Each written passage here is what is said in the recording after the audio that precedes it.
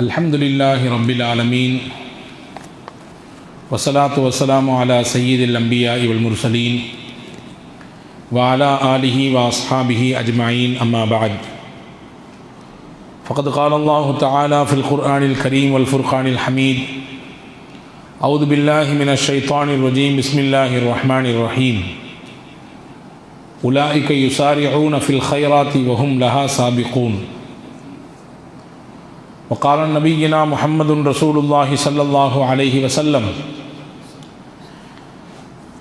उरिदत अलैय अअमालु उम्मती हसनुहा व सय्यिउहा फवजदतु फ़ी महासिनि अअमालिहा अल अदा युमातु अनित तरीक़ अल्लाहुम्मा सल्लि अला सय्यिदिना मुहम्मदिन व अला आलि सय्यिदिना मुहम्मदिन व अन्ज़िलहुल मक़अदल मुक़र्रब इंदक यौमल क़ियामा. எல்லாம் வல்ல ஏக வல்லவனாம் அல்லாஹுவின் திருப்பெயர் போற்றி துவங்குகிறேன். அன்னலம் பெருமானார் முஹம்மதுன் ரசூலுல்லாஹி ஸல்லல்லாஹு அலைஹி வஸல்லம் அவர்கள் மீதும் அவர்களை பின்பற்றிய சத்திய சஹாபாக்கள், நல்லோர்கள், சுஹதாக்கள், சாலிஹீன்கள், குறிப்பாக இந்த ஜும்மாவின் அவைக்கு வருகை தந்திருக்கிற வர இருக்கிற எல்லா மக்களின் மீதும் எல்லாம் வல்ல அல்லாஹுவின் பேரருளும் பெருங்கருணையும் என்றென்றும் குறைவில்லாமல் கிடைத்து கொண்டே இருக்கட்டுமாக. வாழும் காலம் வரை ஆரோக்கியமான நல்வாழ்வை நமக்கும் நம் குடும்பத்தார்களுக்கும் அல்லாஹ் நசீபாக்குவானாக. மருத்துவமனையின் எல்லா விதமான சிரமங்களை விட்டு நம் எல்லோரையும் அல்லாஹ் காத்து ரட்சிப்பானாக.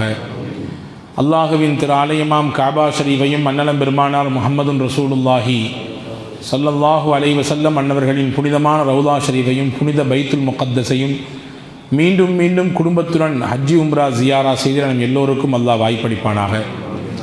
உலகத்தை விட்டு பிரிகின்ற பொழுது லா இலாஹ இல்லல்லாஹ் முஹம்மதுர் ரசூலுல்லாஹ் என்ற திருக்கலிமாவை சொன்னவாறு நம்முடைய ஆத்மாக்களை அல்லாஹ் கைப்பற்றுவானாக.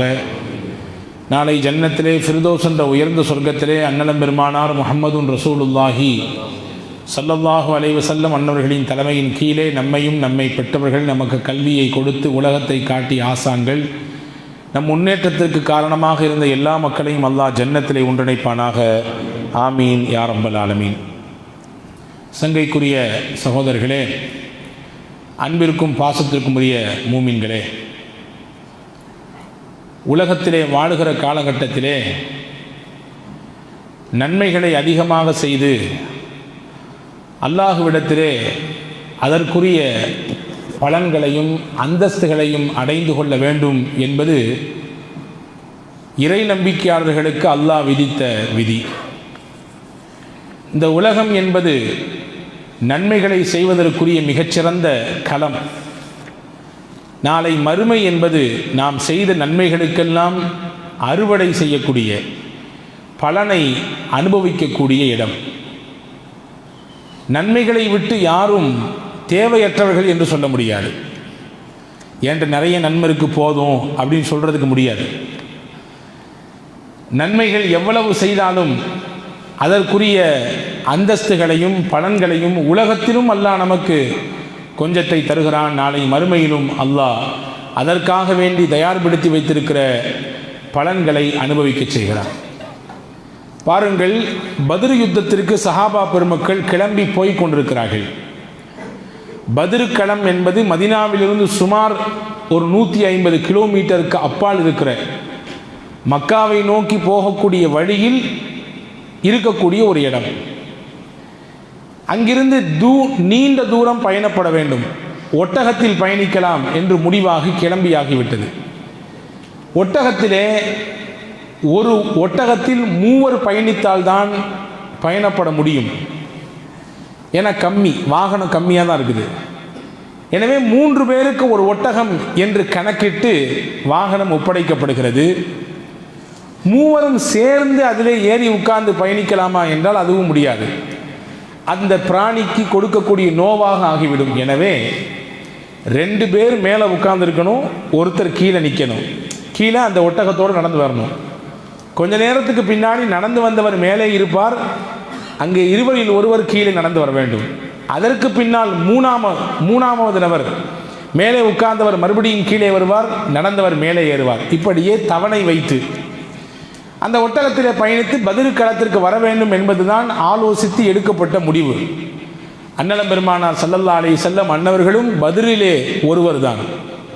313 நபர்களின் நபிகள் நாயகம் ஸல்லல்லாஹு அலைஹி வஸல்லம் அன்னவர்களும் ஒருவர்கள். சொல்லப்போனால் நபிகள் நாயகத்தின் சீரிய வழிகாட்டுதலில் தான் பத்ர் யுத்தம் நடைபெற்றது. அந்த யுத்தத்தின் வெற்றியையும் நபிகள் நாயகத்தின் துவாவின் பரக்கத்தை கூட தான் அல்லாஹ் தந்தான். இப்போ ரசூலுல்லாஹ் கூட 2 பேர் நியமிக்கிறாங்க.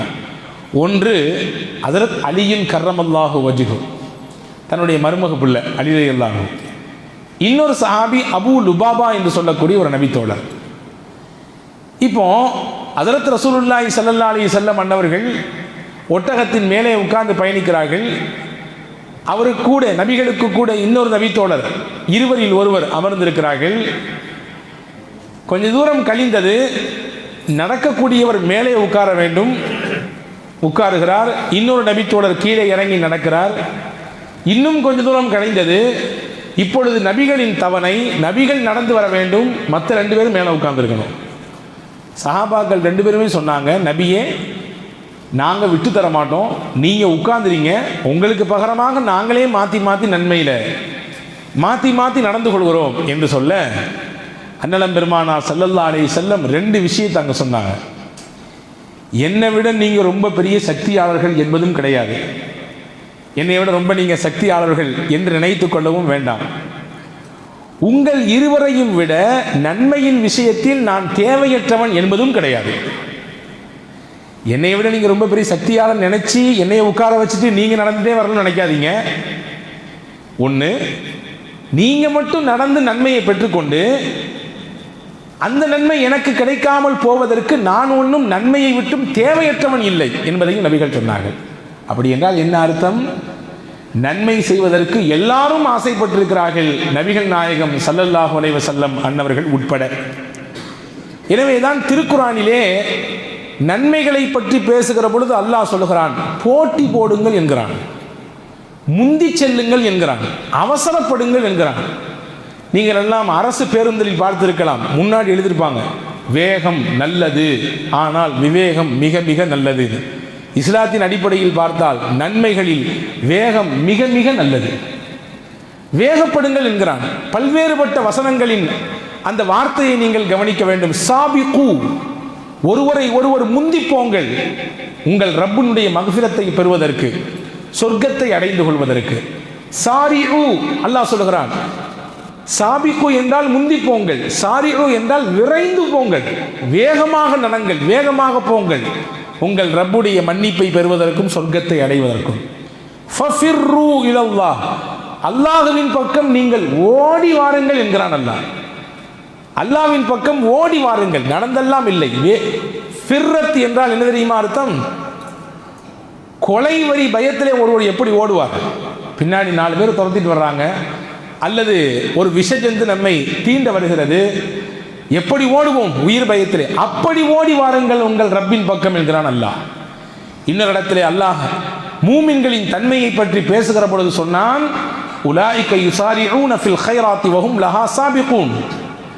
மூமின்கள் எப்படிப்பட்டவர்கள் என்றால், நன்மைகளிலே அவர்களுக்கு இடையிலே ஒருவருக்கொருவர் போட்டி போடுவார்கள். நன்மைகளின் விஷயத்திலே போட்டி என்பது இருக்கும் என்று அல்லாஹ் சொல்கிறார்.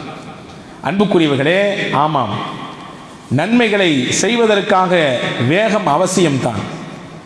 ஏன் வேகப்பட வேண்டும்?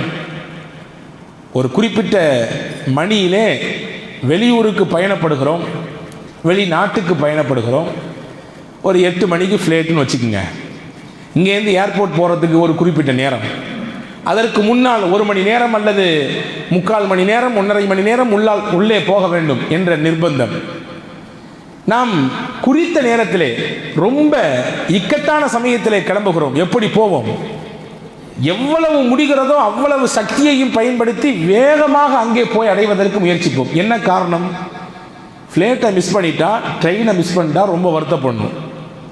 ஏன்னா நம்ம என்ன எதிர்பார்ப்போடு இந்த பயணத்தை வைத்திருக்கிறோமோ அந்த எதிர்பார்ப்பு எல்லாம் ஒன்றும் இல்லாமல் போய்விடும்.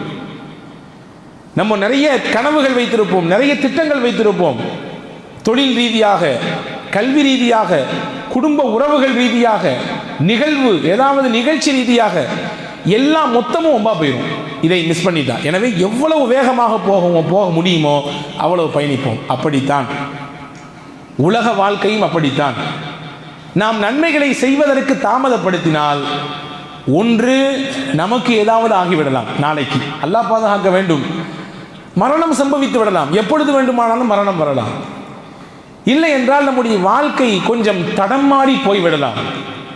அல்லது எல்லாம் இருந்து நாளைக்கு இந்த நன்மையை செய்யணும்னு எண்ணம் வராமல் போயிடலாம். இன்னைக்கு செய்யணும்னு நினைச்ச எண்ணம் நாளைக்கு வராமல் போய்விடலாம். அல்லது உடலிலே ஏதாவது சுகக்கேடு ஏற்பட்டு விடலாம், இல்லையா? எனவேதான் நீங்கள் நன்மைகளில் செய்வதற்கு தாமதப்படுத்தாதீர்கள், வேகப்படுத்துங்கள் என்று அண்ணன் பெருமானார் ஸல்லல்லாஹு அலைஹி வஸல்லம் கற்றுத்தருகிறார்கள். சஹாபாக்கள் வேகப்பட்டாங்க. நன்மையை முந்திக்கொண்டு செய்வதிலே அதே தீவிரம் காட்டினார்கள். நபிகள் நாயகம் ஸல்லல்லாஹு அலைஹி வஸல்லம் சஹாபாக்கள் சூழ்ந்திருக்கும் சபையிலே ஒரு நாள் சொன்னார்கள், ஹைபர் என்ற யுத்தம் நடைபெறுவதற்கு முந்திய நாள், லஉஅதியன்ன ராயத கதன் ரஜுலன் யுஹிப்புல்லாஹ வ ரசூலஹு வ யுஹிப்புஹுல்லாஹு வ ரசூலுஹு. நாளை ஹைபர் யுத்தம் நடக்க போகிறது. இந்த யுத்தத்தின் தளபதியாக நான் ஒருவரை நியமித்து அவர் கையிலே கொடியை கொடுப்பேன். அவர் கையின் மூலமாக அல்லாஹ் வெற்றியையும் தருவான். அவருடைய தலைமையிலே ஹைபர் யுத்தம் முடிவிலே வெற்றி கொள்ளப்படும். அவர் எப்படிப்பட்ட மனுஷன் கேட்டா, அல்லாஹ்வும் ரசூலும் அவர் அப்படி பிரியப்படுறாங்க. அந்த மனிதரும் அல்லாஹ் ரசூலை அவ்வளவு நேசிக்கிறார். ரெண்டு தரப்பும் நேசம். அல்லாஹ் ரசூலும் அவர் மீது அளவு கடந்த பிரியம் வைத்திருக்கிறார்கள். இவரும் அல்லாஹ் ரசூல் மீது உச்சகட்டமான நேசத்தோடு காதலோடு வாழ்கிறார் என்று சொன்னார்கள். சஹாபாக்களுக்கெல்லாம் ஆசை, ஆர்வம். எந்த அளவுக்குன்னா, இந்த அடைமொழிக்கு உரியவராக நான் இருக்க வேண்டும் என்று விருப்பப்பட்டாங்க. எல்லாருமே ஆசைப்பட்டாங்க. அல்லாஹ் ரசூலும் என்னை நேசிக்கணும், என்ன லவ் பண்ணணும். அல்லாஹ் ரசூலும் நானும் நபிகள் நாயகத்தையும் அல்லாஹ்வையும் நேசிக்கும் நபர்களின் ஒருவனாக இருக்க வேண்டும். இது நபி கொடுத்த அங்கீகாரத்தின் வார்த்தையாக நான் இருக்க வேண்டும். எல்லாரும் நினைச்சாங்க. யார் உட்படன்னா அதில் செய்யுதுன்னா உமரதிகள் தான் உட்பட. உமரதிகள் தான் சொர்க்கத்தை கொண்டு நன்மாராயம் சொல்லப்பட்டவங்க. நீங்கள்லாம் சொர்க்கவாசி என்ற ரசூலுல்லாஹ்வின் நாவினால் பாராட்டப்பட்டவர்கள். அது மட்டுமல்ல, திருக்குரானில் பல்வேறு இடங்களிலே வசனங்கள் இறக்கி அருளப்படுவதற்கு உமரின் ஆலோசனையும் வார்த்தையும் காரணமாக இருக்கிறது என்றார்கள் பெருமானார் ஸல்லல்லாஹு அலைஹி வஸல்லம். ஏக இறைவனின் இறை வசனத்தை கொண்டு வந்து சேர்ப்பதற்கு உமரின் வார்த்தை கனமாக இருக்கிறது என்றால், காரணமாக இருக்கிறது என்றால், அவருடைய வார்த்தையினுடைய கனம், அதனுடைய பவர் எந்த அளவுக்கு அல்லாஹ்வின் அரிசை தட்டியிருக்கும். அந்த உமர் சொன்னாங்க, அந்த நபரா நான் இருக்கணும். ரசூலுல்லாஹ் மறுநாள் காலில் வந்துச்சு, அப்படியே ஒரு பார்வை பார்த்தாங்க எல்லாத்தையும். உமரது எல்லாம் இந்த பெருவரலை வச்சு எட்டிக்கு நின்று காட்டினாங்க, தான் தலையை தூக்கி காண்பித்தார்கள். ரசூல் என்னைத்தான் கூப்பிட வேண்டும் என்று. நபிகள் நாயகம் ஸல்லல்லாஹு அலைஹி வஸல்லம் சையதுனா அலி ரலியல்லாஹு அழைத்து அந்த கொடியை கொடுத்தார்கள் என்று அந்த வரலாறு நீளுகிறது. நான் எதற்கு சொல்ல வருகிறேன் என்றால், ஒரு நன்மை, ஒரு உயர்ந்த சுபசோபனம், அல்லாஹ்வின் உயர்ந்த அந்தஸ்தை அடையக்கூடிய ஒரு நிகழ்வு என்றால் தன்னை முன்னிலைப்படுத்திக் கொள்வதற்கு சஹாபாக்கள் முக்கிய இடத்தை கொடுத்தார்கள். எனவேதான் சிரமங்கள் கஷ்டங்களிலும் கூட அதெல்லாம் அவர்களுக்கு பெரிதாக தெரியவில்லை. நன்மைகளும் நன்மைகளால் கிடைக்கப்படக்கூடிய கூலியும் தான் அவர்களுக்கு பெரிதாக தெரிந்தது. இன்னைக்கு நன்மை செய்யறதுக்கு நமக்கு பெருசா மனசு வர்றதே இல்லை. நல்ல காரியங்களை தள்ளி வைக்கிறோம், ஒத்தி வைக்கிறோம், தவணை போடுகிறோம். பார்த்துக்கலாம், பின்னாடி கொஞ்ச காலம் போகட்டும், இப்போக்கு நமக்கு என்ன வயசாச்சு, இப்போக்கு நமக்கு என்ன தேவையாச்சு என்று தள்ளி போடுகிறோம், காலதாமதம் செய்கிறோம். வரலாற்றிலே வருகிறது, சையதுனா அத்தா இப்னு அபி ரபாஹ் என்று சொல்லக்கூடிய தாபீன்களிலே மிக முக்கியமான இடத்தில் உள்ளவர்கள். சையதுனா அபூ ஹனீஃபா ரஹ்மத்துல்லாஹி உஸ்தாத் இவங்க. ஹஜ்ரத் அத்தா இப்னு அபி ரபாஹ் சொல்கிறார்கள், நான் இப்னு அப்பாஸ் ரலியல்லாஹு நான் வீதியில் நடந்து போய் கொண்டிருந்தேன். ஒரு நாள் இப்னு அப்பாஸ் ரலியல்லாஹு அன்ஹு சொன்னார்கள், ஒரு கருத்த இனத்தைச் சேர்ந்த ஒரு கருப்பின பெண்ணை பார்த்து சொன்னார்கள், இந்த பெண் யார் என்று தெரியுமா? இந்த பெண் சொர்க்கவாசி, நீங்க பார்த்துக்குங்கன்னாங்க. நான் ரொம்ப ஆனந்தத்தோடு அந்த பெண்ணை, சொர்க்கத்திற்கு தகுதியான தாயா, இவர்கள் அப்படி போவதற்கு என்ன காரணம்? நபிகள் நாயகம் இந்த பெண்ணை சொர்க்கவாதி என்று அங்கீகரித்து சொன்னார்கள். என்ன காரணம் இந்த பெண் சொர்க்கத்திற்கு செல்வதற்கு என்று அத்தா இப்னு அபி ரபாஹ் கேட்ட பொழுது இப்னு அப்பாஸ் ரலியல்லாஹு அன்ஹு சொன்னார்கள், இந்த பெண்மணி ஒரு நாள் நபியிடத்திலே வந்து சொன்னார்கள், யா ரசூலல்லாஹ், எனக்கு வலிப்பு நோய் இருக்கிறது. சில நேரங்களிலே எனக்கு வலிப்பு நோய் வந்துவிட்டால் கீழே விழுந்து விடுகிறேன், இடமெல்லாம் தெரியாது. அப்படியே ஒரு விதமான இழுப்பு ரொம்ப அதிகமாக இழுக்கிறது. எனக்காக வேண்டி துஆ செய்யுங்கள், இந்த நோய் மாற வேண்டும். ரசூலுல்லாஹ் சொன்னாங்க, இன் ஷீதி சபர்தி வலக்கி அல் ஜன்னா வ இன் ஷீதி தஅவுத்துல்லாஹ ஐ யுஆஃபிக. நீங்கள் நாடினால் இந்த நோவும் இந்த சிரமமும் அல்லாஹ் கொடுத்ததுதான் சோதனை, ஏற்றுக்கொண்டு பொறுமையாக இருங்கள், அல்லாஹ் உங்களுக்கு சொர்க்கத்தை தருவான். நீங்கள் நாடினால் விருப்பப்பட்டால் இந்த நோய் உங்களிடத்திலிருந்து மாற வேண்டும் என்பதற்காக அல்லாஹ் நான் துஆ செய்கிறேன். 2 சாய்ஸ் உங்களுக்கு. இதுனா ஓகே, நீங்க பொறுமையா இருந்தா உங்களுக்கு கூலியா அல்லாஹ் சொர்க்கத்தை தந்துருவான். இல்ல என்னையால தாங்கிக்க முடியல கஷ்டத்தை, எனக்கு எப்படியாவது துஆ செஞ்சு இந்த நோயை என்கிட்ட மாத்துங்க அப்படின்னு நீங்க விருப்பப்பட்டாலும் சரி, நான் துஆ செஞ்சு அல்லாஹ் மாத்தி கொடுக்குறான். அதுல இப்னு அப்பாஸ் ரலியல்லாஹு சொல்றாங்க, அந்த பெண்மணி முதல் விஷயத்தை தேர்ந்தெடுத்தார்கள். பரவாயில்ல, வலிப்புணை இருந்தாலும் பரவாயில்ல, கஷ்டப்பட்டாலும் பரவாயில்ல, எல்லா கஷ்டம் இந்த உலகத்தோடு போய் தொலையட்டும், நாளை மறுமையில் எதுவும் வேண்டாம், எனக்கு சொர்க்கம் வேண்டும், பொறுமையாக இருக்கிறேன் என்று சொல்லிவிட்டு அந்த அம்மா சொன்னாங்க, ஆனால் நீங்கள் எனக்கு ஒரே ஒரு துஆ செய்யும் நாயமே, எனக்கு வலிப்பு நோய் வந்து விட்டால் திடீரென்று கீழே விழுந்து விடுகிறேன். வலிப்பு ஏற்படுகிற பொழுது உடலிலே துணிகள் எல்லாம், உடலினுடைய ஆடை அங்கும் இங்கும் விலகி போய் விடுகிறது. அந்த ஆடை விலகாமல் இருக்க வேண்டும் என்று நீங்கள் துஆ செஞ்சிருங்க போதும். என் மேனியில் எந்த பாகமும் தெரியக்கூடாது, ஆடவர்களின் பார்வையிலே என்னுடைய அந்தரங்கம் தெரிந்துவிடக்கூடாது, நீங்கள் அதற்கு துஆ செய்யுங்கள் போதும். ரசூலுல்லாஹ் அதற்காக வேண்டி துஆ செய்தார்கள் என்ற வரலாற்று குறிப்பை பார்க்கிறோம். இப்போ சிரமங்கள் கஷ்டங்களை ஏற்றுக்கொண்டாலும் பரவாயில்லை, ஆகிரத்தில் இதைவிட மிகச்சிறந்த பகரம் இருக்கிறது என்ற ஒற்றை காரணத்திற்காக வேண்டி கஷ்டங்களும் சிரமங்களும் இந்த உலக வாழ்க்கையை கழித்தவர்கள் உன்னதமான சஹாபாக்கள். அன்புக்குரியவர்களே, நன்மைகள் என்று நமக்கு நாமே இன்னைக்கு ஒரு பவுண்டரி போட்டு வச்சிருக்கோம், அதுக்குள்ள மட்டும்தான் நன்மை செய்ய வேண்டியது. குறிப்பா பள்ளிவாச காம்பவுண்ட்ல மட்டும்தான் நன்மை செய்யணும், பள்ளிவாச காம்பவுண்ட்ல இருந்து வெளியே போயிட்டு அப்படிதான் முடிஞ்சு. நன்மை என்பது இங்கோடு முடிந்து விட்டது, வெளியே போனால் நன்மை என்பது கிடையாது என்று நினைத்துக் கொண்டிருக்கிறோம். கிடையாது. நன்மை என்பது விசாலமான ஒரு பொருள் கொண்டது. இஸ்லாம் எதற்கெல்லாம் நன்மைகளை வகுத்து தருகிறது என்பதை பாருங்கள். இடர் தரும் பொருள் ஒரு பொருள் வெளியிலே கிடக்கிறது. போகும் வழியிலே பாதசாரிகளுக்கோ அல்லது பயணிகளுக்கோ துன்பம் தரக்கூடிய பொருள் ஒன்று கிடக்கிறது. வச்சுக்கங்களேன், ஒரு பிளேடு கிடந்துச்சு, ஒரு முள் கிடக்கிறது, ஒரு கிளாஸ் உடைஞ்சி அப்படி கிடக்குது. நபிகள் நாயகம் சொன்னார்கள், இதை அப்புறப்படுத்தி போடுபவர் பெரிய நன்மையை சம்பாதித்து விட்டார் என்றார்கள் ஸல்லல்லாஹு அலைஹி வஸல்லம். நான் சொர்க்கத்தில் ஒரு மனிதரை பார்க்கிறேன், அவர் சொர்க்கத்தினுடைய நாலாபுரங்களும் சுத்தி சுத்தி வருகிறார், சொர்க்கத்தின் சுகங்களை எல்லாம் அனுபவித்துக் கொண்டே இருக்கிறார். இவர் சொர்க்கத்திற்குள்ளே சென்றதற்கு ஒரே காரணம், ஒரு மரக்கிளை பாதையில இடைஞ்சல் தந்து கொண்டிருந்தது, பாதையில் விழுந்து கிடந்தது, மக்களின் வழிக்கு தடையாக இருந்தது. அதை அப்படியே தன்னுடைய ஆயுதத்தால், கடப்பாறையினால், அருவாளினால் வெட்டி அதை தூய்மைப்படுத்தி அப்புறப்படுத்தினார். இந்த ஒரு விஷயம்தான் இவரை சொர்க்கத்திற்கு கொண்டு போடும். இப்ப நன்மை என்பது இந்த சுவற்றுக்குள்ளே முடியக்கூடியதல்ல, இதை தாண்டி நம் வாழ்வோடு தொடர்புடைய எத்தனையோ காரியங்களில் இலகுமான நன்மைகளை பெற்றுக்கொள்ளலாம். கண்ணீரும் கம்பளையுமாக ஒருவர் கஷ்டத்தை சொல்லி உங்களிடத்திலே வந்து நிற்கிறார், நீங்கள் அவர் கண்ணீரை துடைத்து விடுங்கள், உங்களுக்கு நன்மையை அது பெற்றுத்தரும். காயப்பட்டு ஒருவர் கீழே விழுந்து கிடக்கிறார், உங்களால் முடிந்த ஃபர்ஸ்ட் எய்டு என்ன செய்ய முடியுமோ அந்த காயத்திற்கு மறந்துடுங்கள், நன்மை தரும். நோயாளியாக ஒருவர் வீட்டிலே முடங்கி போய்விட்டார், நலம் விசாரிக்க போய் அவருக்கு ஆறுதலான 4 வார்த்தை சொல்லுங்கள் போதும். அல்லாஹ் நீங்கள் போகும் வழியெல்லாம் மலக்குகளை வைத்து உங்களுக்காக துஆ செய்து கொண்டே இருப்பார்கள். அவர்கள் துஆ செய்ய உங்களுக்கு அல்லாஹ் அதனுடைய கூலியை கொடுத்து கொண்டே இருப்பார். ஒரு மாற்றுத்திறனாளி வழிதடிவாரி போய் நிற்கிறார், அவருக்கு உதவி செய்து கைபிடித்து கூட்டி வந்தீர்கள், பாதையை கடந்து விட்டீர்கள்.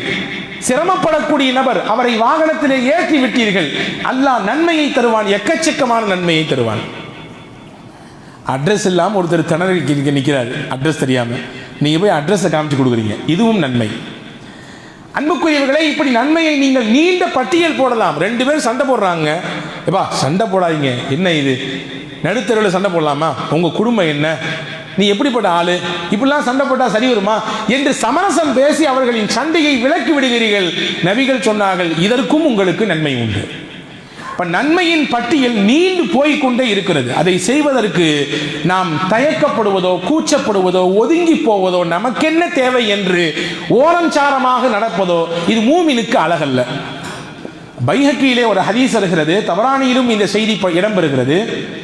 அன்னலம் பெருமான் நபிகள் நாயகம் ஸல்லல்லாஹு அலைஹி வஸல்லம் இடத்திலே சையதுனா அபூதர் ரலியல்லாஹு அன்ஹு என்ற சஹாபி நபியிடத்தில் வந்து கேட்டார்கள், யா ரசூலல்லாஹ், நரகத்தை விட்டு பாதுகாக்கக்கூடிய காரியத்தை எனக்கு சொல்லித்தாருங்கள்.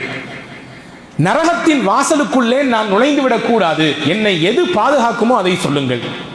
நபிகள் சொன்னார்கள், அல் ஈமானு பில்லாஹ், அல்லாஹ்வை கொண்டு இறை நம்பிக்கை கொள்வது உங்களை நரகத்தை விட்டு காக்கும், அதுதான் பெரிய கேடயம்.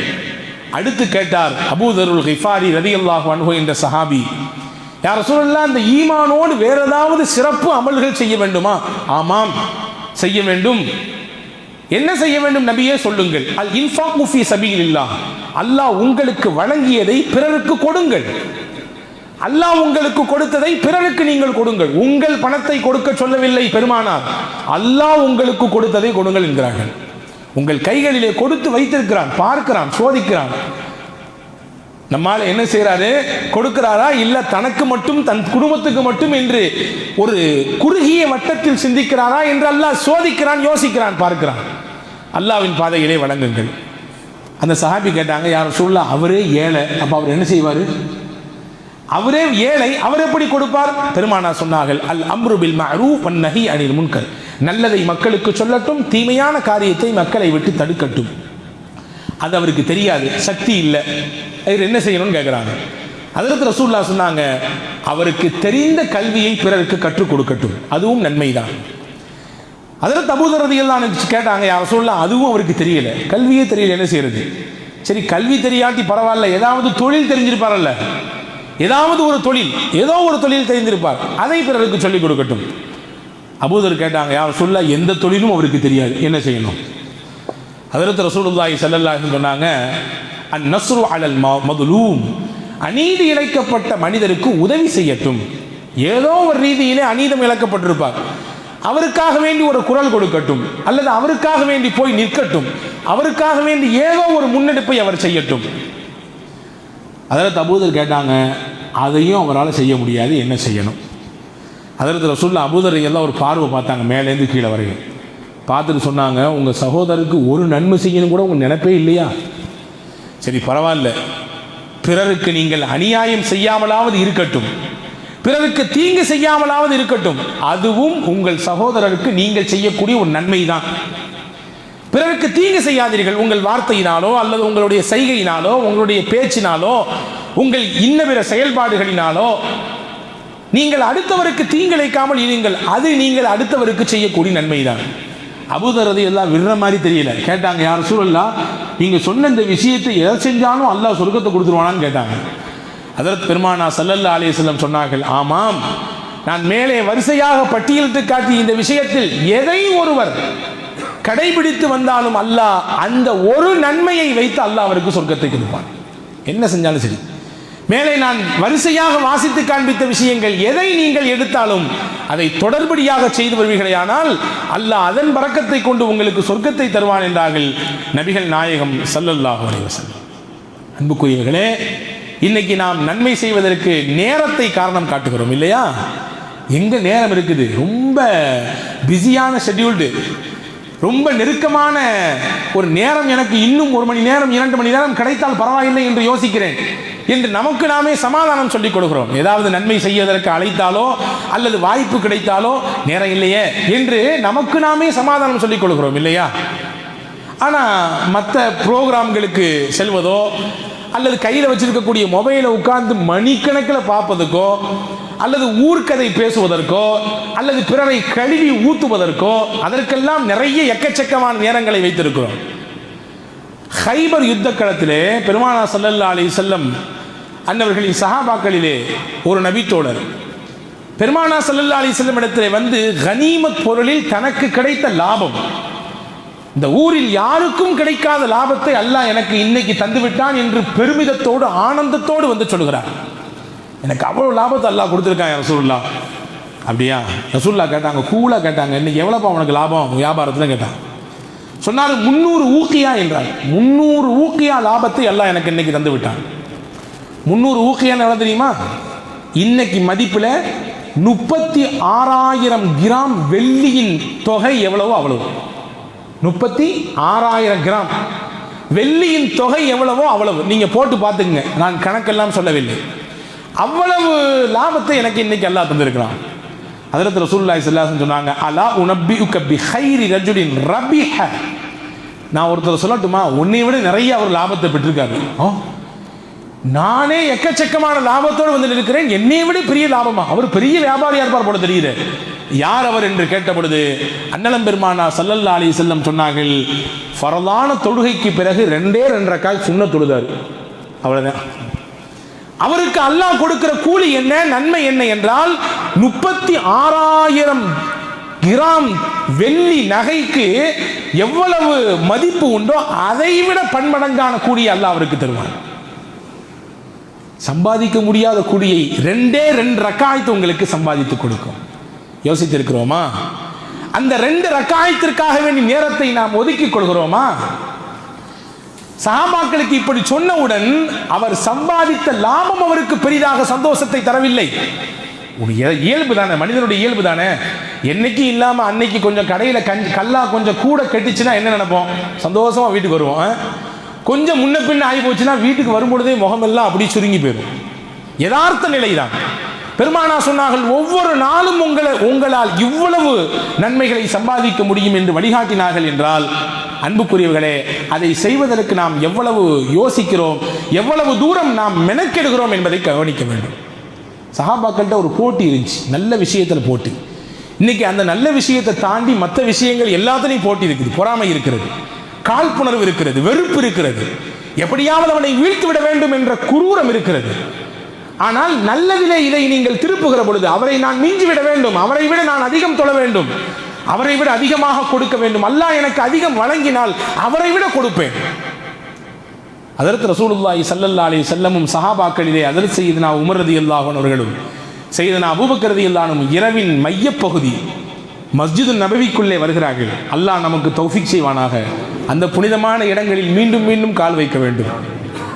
மஸ்ஜிது நபவிக்குள்ளே இரவின் மையப்பகுதியிலே பெருமானாரும் சஹாபாக்களிலே அபூபக்கர் ரலியல்லாஹு அன்ஹு அவர்களும் உமர் ரலியல்லாஹு உள்ளே நுழைகிறார்கள். நடு நிசி நேரத்திலே பள்ளியின் நடுப்பகுதியிலே சய்யிதுனா இப்னு மஸ்ஊத் நின்று தொழுது கொண்டிருக்கிறார்கள். எல்லாரும் உறங்கிட்டு இருக்காங்க, இவர் நின்று தொழுது இருக்கிறார்கள். அவருடைய கிராத் இருக்குது, இப்னு மஸ்ஊத் ரலியல்லாஹுடைய அந்த கிராத் ரொம்ப அற்புதமானது. நபியே சொக்கி விடுவார்கள். இப்னு மஸ்ஊதை ஓத சொல்லி நபி கேட்பார்கள். இப்னு மஸ்ஊத் ரலியல்லாஹு சொல்லுவாங்க, யார் சொல்லலாம், உங்களுக்கு தான் குர்ஆனே இறங்குச்சு, நீங்க போய் என்னைய ஓத சொல்றீங்களே. இப்னு மஸ்ஊதை பார்த்து பெருமானார் சொல்வார்கள், நீங்கள் ஓத வேண்டும், அதை நான் கேட்க வேண்டும் என்பது அல்லாஹ்வின் உத்தரவு என்பார்கள். அதி அற்புதமான கிராத் ஓதுவாங்க. அதற்கு இப்னு மஸ்ஊத் ரலியல்லாஹு ரசூல் ஸல்லல்லாஹு அலைஹி வஸல்லம் அப்படியே நின்று சொக்கி கேட்டார்கள். கேட்டுவிட்டு சொன்னார்கள், மன் சர்ரஹு அன் யக்ரா அல் குர்ஆன கல்லன் கமா உன்சில ஃபல் யக்ரஹு பிகிராத்தி இப்னி உம்மி அப்தின். எனக்கு ஜிப்ரீல் குர்ஆனை எப்படி கொடுத்தாரோ அப்படியே ஒருத்தர் ஓதணும்னு ஆசைப்பட்டா இப்னு மஸ்ஊத்கிட்ட போய் அவர் படிச்சுக்கணும்னு நாங்கள் ஸல்லல்லாஹு அலைஹி வஸல்லம். ரொம்ப பெரிய அங்கீகாரம் இது. சஹாபாக்களுக்கு யாருக்குமே கொடுக்காத அங்கீகாரம். ஜிப்ரீல் ஓதுன மாதிரியே ஓதுறாரு. எனக்கு ஜிப்ரீல் எப்படி கொண்டு வந்து வகை கொடுத்த அப்படியே அச்சரம் பிசகாகம், அந்த லஹ்ஜா அமைப்பு எல்லாம் மிகச்சரியாக நூல் பிடித்ததை போன்று இருக்கிறது இப்னு மஸ்ஊத் ஓதக்கூடிய அந்த கிராத். மறுநாள் காலையில் உமர் ரலியல்லாஹு எந்திரிச்சு நேரம் இப்னு மஸ்ஊத் ரலியல்லாஹு வீட்டுக்கு போயிட்டாங்க. அஸ்ஸலாமு அலைக்கும், நேற்று ராத்திரி சம்பவம் தெரியுமா, உங்களை பற்றி ரசூலுல்லாஹ் இப்படி சொன்னாங்களாக்கும். இப்னு மஸ்ஊத் சொன்னாங்க, உங்களுக்கு முன்னே வந்து அபூபக்கர் ரலியல்லாஹு சொல்லிட்டு போயிட்டாங்கண்ணா. அபூபக்கர் ரலியல்லாஹு வந்தாங்களா? நானே விடிய கால பொழுது விடியத்துக்கு முன்னாடி வந்திருக்கேன், ஃபஜருக்கு முன்னாடி வந்து நிற்கிறேன், எனக்கு முன்னாடி அபூபக்கர் வந்தாங்களா? என்ன சொன்னாங்க? அபூபக்கர் வந்தாங்க, ரசூல் ஸல்லல்லாஹு அலைஹி வஸல்லம் ராத்திரி இப்படி சொன்னாங்கன்னு சொல்லிட்டு நீங்க என்னங்க அப்படி ஓதுறீங்க என்று கேட்டாங்க.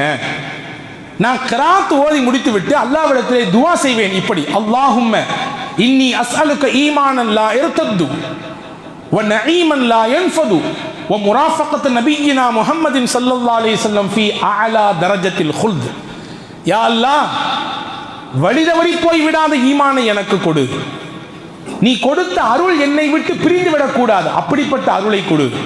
நாளை மறுமையிலும் எனக்கு நபியோடு சுஹபத்தை கொடு, தோழமையை கொடு என்று கேட்டேன். அப்படியா, அதனால தான் ரசூலுல்லாஹ் உங்களை இப்படி பாராட்டினாங்க போல தெரியுது என்று சொல்லிவிட்டு போய்விட்டார்கள். அதில் துமரையில் அதை கேட்டுட்டு சொன்னாங்களாம், ஆமாம், என்னைக்கு தான் இந்த அபூபக்கரை நன்மையில் நான் முந்திருக்கேன், இன்னைக்கு முந்துறதுக்கு எல்லா நாளும் என்னை விட முன்னாடி தானே அபூபக்கர் நிற்கிறார். எந்த காரியத்தில் தான் அவரை நான் என்னால் முந்திக் கொள்ள முடிகிறது? நான் செய்தி சொல்ல வந்தேன், அபூபக்கர் செய்தியையும் சொல்லிவிட்டு ஒரு செய்தியையும் வாங்கிவிட்டல்லவா போயிருக்கிறார். செய்தி மட்டும் சொல்ல வரல.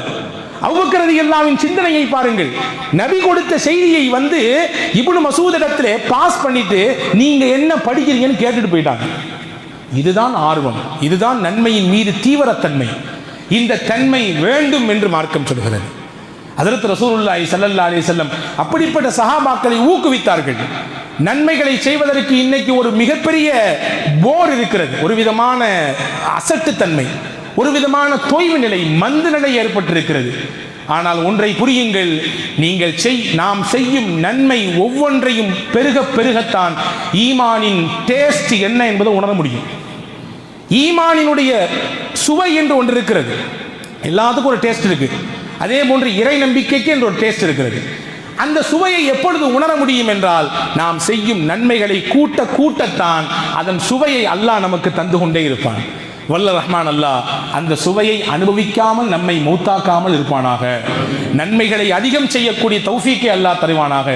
செய்யும் நன்மையிலே இஹ்லாஸை அல்லாஹ் தருவானாக.